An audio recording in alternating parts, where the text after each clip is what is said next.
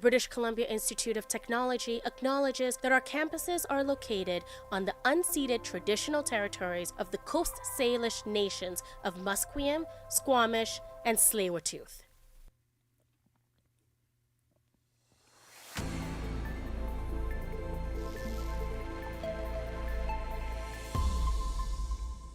Good afternoon, my name is Joe McHugh, and these are your 12:30 p.m. BCIT News headlines.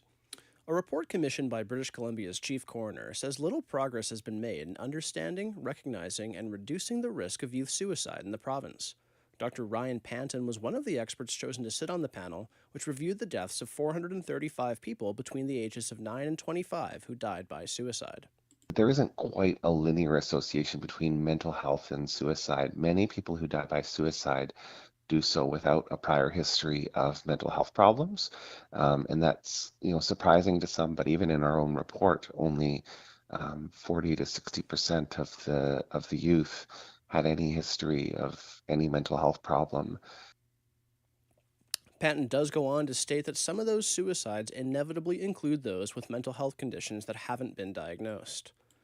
Now tonight, the Vancouver Rise plays a crucial game against the Calgary Wild, which will decide where they place in the regular season standings. Our reporter, Kai Garcia, has more.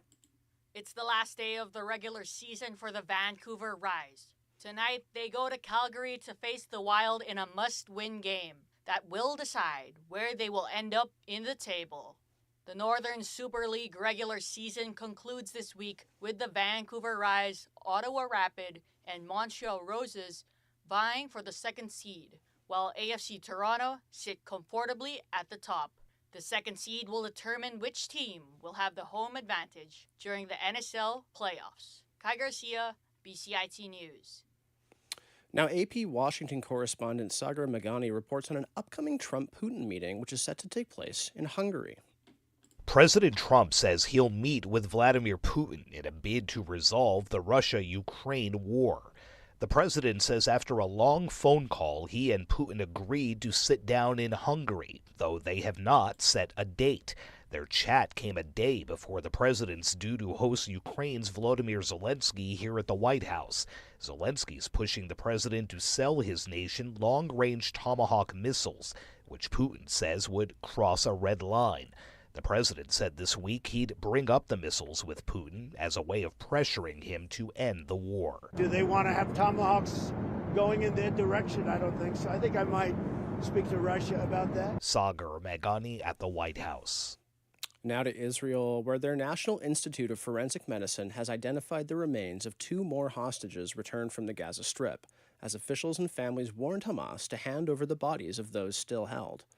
Palestinians were awaiting a long-promised surge of aid into Gaza amid a fragile truce that paused the 2-year war as plans for an international force to deploy there begin to take shape. ABC's Patrick Revel has more.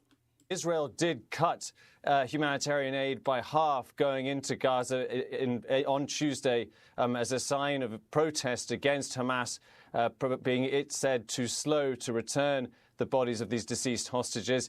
In general, some aid is going into Gaza, but we heard from the chief of the UN humanitarian agency last night calling for Israel to speed it up.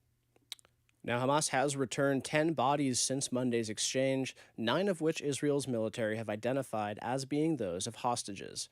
Israel said that there are 28 sets of remains in total in Gaza before the exchange. A quick look at the markets. Stocks fell this afternoon, giving up on gains made this morning. The drop was led by declines in bank stocks with worries circulating about bad loans. Traders also juggled persistent trade tensions amid the ongoing U.S. government shutdown. The Dow Jones Industrial Average lost 315 points, or nearly 0.7%, and that comes after being up 170 points earlier today. The S&P 500 traded 0.8% lower, giving up the 0.6% gain it had had earlier today as well. The Nasdaq Composite fell 0.7%. Now for your weather, today is a high of 13. You're going to see some sun and cloud going into the evening hours. Tomorrow you're looking at roughly the same, but you could probably see some rain coming in the morning hours before again transitioning to a mix of sun and cloud. Saturday is going to have some rain coming in and out intermittently, as the temperature is also going to fall to around 10 degrees. Now, those were your 12:30 p.m. news headlines. Join us again at 1 p.m. with Riley Cunningham for more. Joe McHugh, BCIT News.